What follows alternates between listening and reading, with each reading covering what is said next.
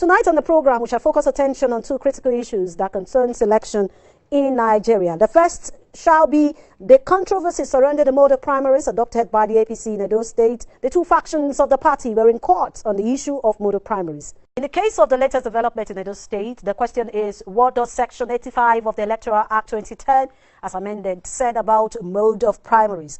And well, to my understanding of the electoral laws in Nigeria, the section requires political parties to give INEC 21 days notice of their Congress, convention, conference or meeting convened for the purpose of electing members of its executive committee.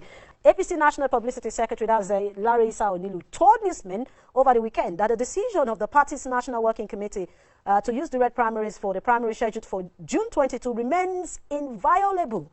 That cannot be changed. Despite this position, the faction loyal to the Edo State governor is opposed to direct primaries. In a fresh twist, the state government in a gazette signed on May 28 and published on Friday, June 5, outlawed political gatherings that could aid the conduct of direct primaries in the state. This issue was on Monday morning tested in court. But let's quickly just listen to those who were in court, what they have to say. The issue before the court borders on the internal affairs of the APC, and that we have been able to show through our affidavit to show cause that what all the processes they have filed, you know, the process are a bit of court process. The court directed the defendants to come and show cause today why the orders of injunction sought should not be granted.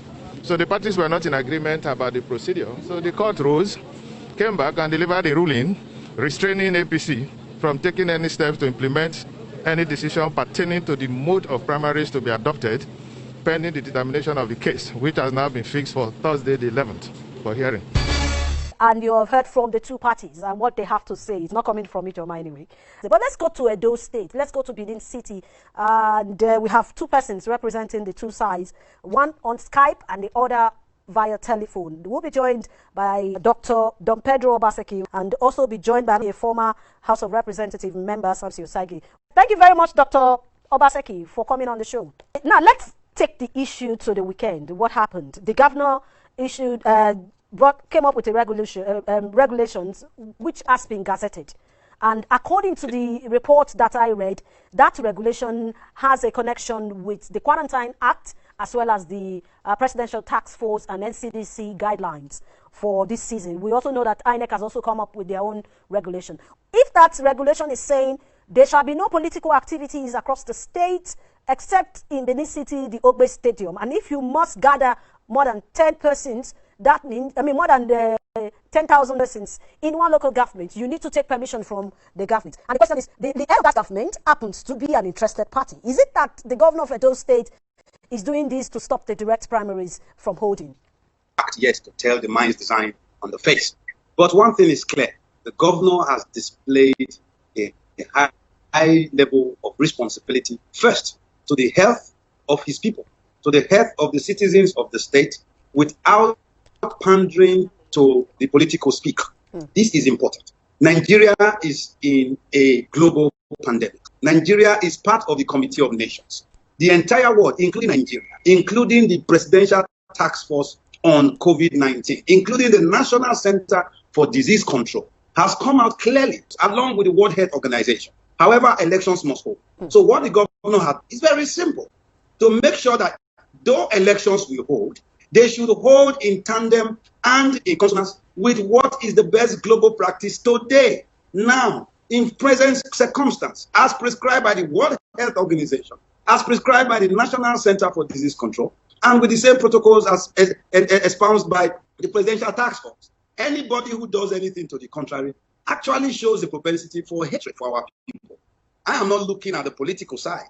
The governor had always been in the front line in attacking this COVID-19 in his own response. Today, the entire Nigerian nation is now practicing what Governor Obaseki had initiated 3-4 weeks prior to the nation taking on his own stand. So this is clear. I thank God that he was bold enough to see that it is necessary for our people to be protected even during the elections. And what he has done, it is nothing that is strange.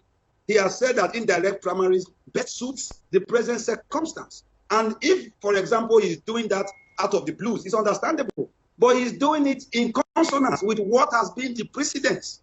All the primaries that brought him into office, all the primaries that brought in Mr. Adams Oshiomhole prior to that into office, were all through indirect primaries. So I don't see anything wrong in what he has done. In fact, taking away the politics, the governor is right on point. I believe that the governor has done what should be best in the present circumstance.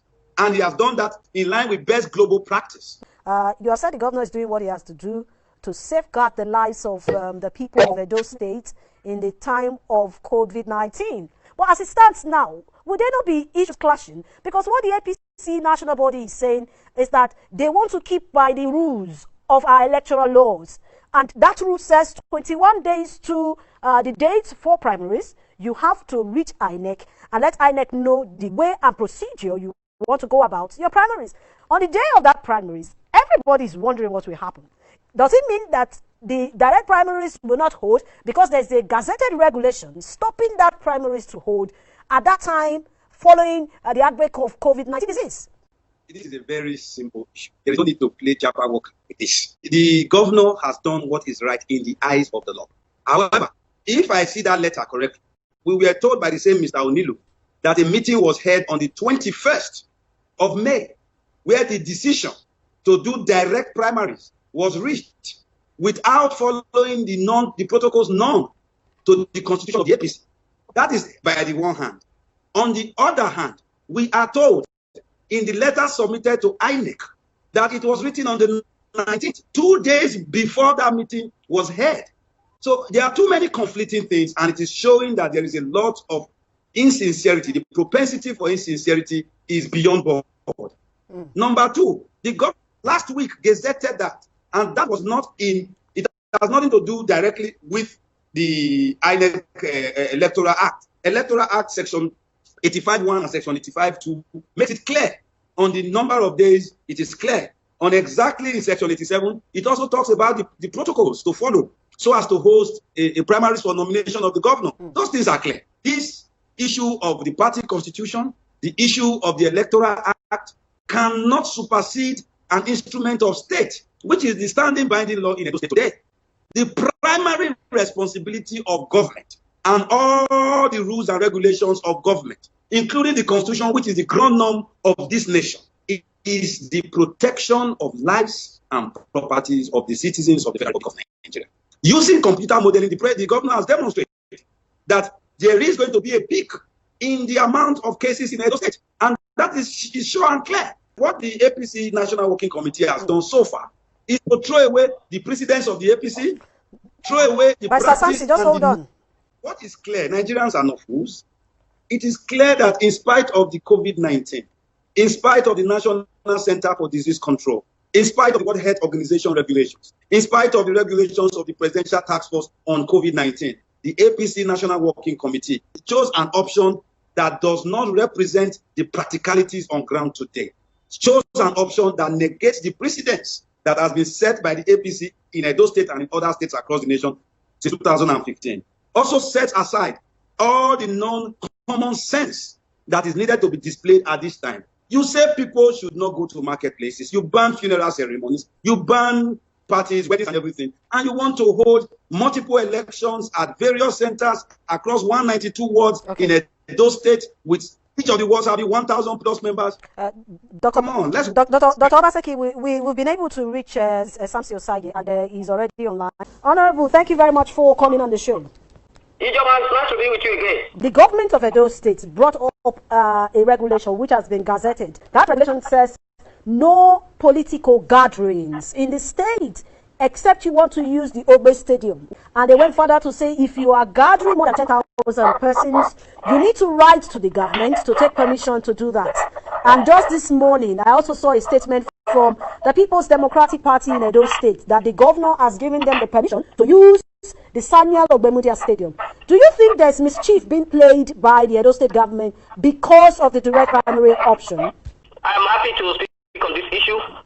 Let me go straight. The so-called supplementary regulation, which was made former to the Edo State Dangerous Infectious Disease Emergency Provision Regulation, is not only selfish, it is self-serving and an unjust piece of legislation.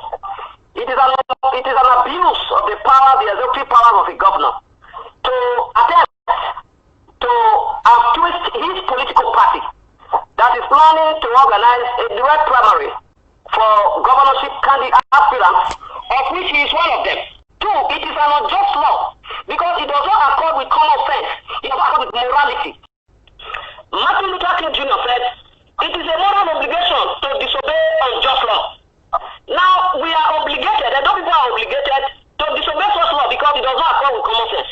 The governor is hiding behind the cloak of COVID-19 to want to have his primaries done the way he wants it. So I want to say that what the governor has done is an abuse of his powers. It is a sign of disloyalty to his own party, and it amounts to an anti-party activity for which very critical sanctions ought to be meted against him. Okay, but let me ask you this question. The governor, the president, the first part of Nigerian constitution says the security of lives and property of every person who is being governed under your government should be the priority of every government. And if the governor of the state has an executive powers to say, I cannot allow this because possibility of a spike is imminent. What is wrong with that? And if you look at the constitution that empowers the governor to come up with laws that will save the lives of the people of the state, which do you pick first? That of the Electoral Act that says 21 days, or your party is saying they are already submitted to INEC, and the executive orders issued by the government to save the life of the people in the face of a pandemic? Which one will fly? I just say that there is no relationship between the security of life and property and the welfare of the citizens of Edo State in this matter. The government is simply just hiding behind the corona pandemic, to perpetuate an unjust regime of laws that does not accord with common sense, because the reality on ground, I explained, does not support the regulation he has made. Now, the security of life and property is the primary responsibility of government. And I want to assure you that in this case, it is better to have those who are to vote for their candidates spread across the state in a manner that ensures that not many people are clustered in one place. Now that you feel that gazetted supplementary regulation does not favor the APC direct primaries, are you going to court? I just told you. Is your group contemplating of going to court, or why did you? We are not a group. We are a registered political party. Okay, is your party contemplating of going to court? I cannot speak for the party on what steps to be taken. But I just told you that piece of regulation is an unjust piece of law. But you know the fact that we are obligated in an unjust society. In an unjust society, obeying unjust law is a sin. Okay, but you know that cannot be enforceable. Okay. It is right ab initio and can never be enforced. But you know that he has the powers as the executive governor of the state to issue regulations if he feels that the lives of the people in the state are threatened, especially in the face of COVID-19. He must therefore exercise those powers. All right, Honorable Samson, I think... I'm hearing you. He has power to make regulations. He must exercise those powers judiciously and sensibly. Okay, not to interfere with the rights and privileges and the heads of other people. Thank you very much, Samson Osagie. Thank you for coming on the show. We appreciate it. Let's quickly just allow Don Pedro say his last final word. Dr. Pedro, thank you very much for remaining with us. You just heard him. What do you think? I just heard my former honorable. I hope he's not less honorable now, because as a lawyer, he is on public television asking for an obligation to disobey the law. I am shocked. It was like a blow from Anthony Joshua that his people are obligated. Dr. Pedro, you have just 30 seconds so that we can round up this segment. The governor is the one who makes that judgment call, not Mr. Samson Osagie or any of his courts. The judgment call to protect the lives and citizens of this country, whether it is closing borders or not allowing importation of rice, is the judgment call of President Muhammadu Buhari. It is the judgment call of Buhari to say we are closing down or locking down this nation. Okay. It is not my call, not Samson's call. Okay. Finally, the judgment call to save the lives and properties of well-meaning Nigerians of Edo descent and of residents in Edo State is the judgment call of our elected executive governor, Godwin Nogegase Obaseki. Thank you very much. Thank you very much, Dr. Pedro Obaseki, for your contribution on the program.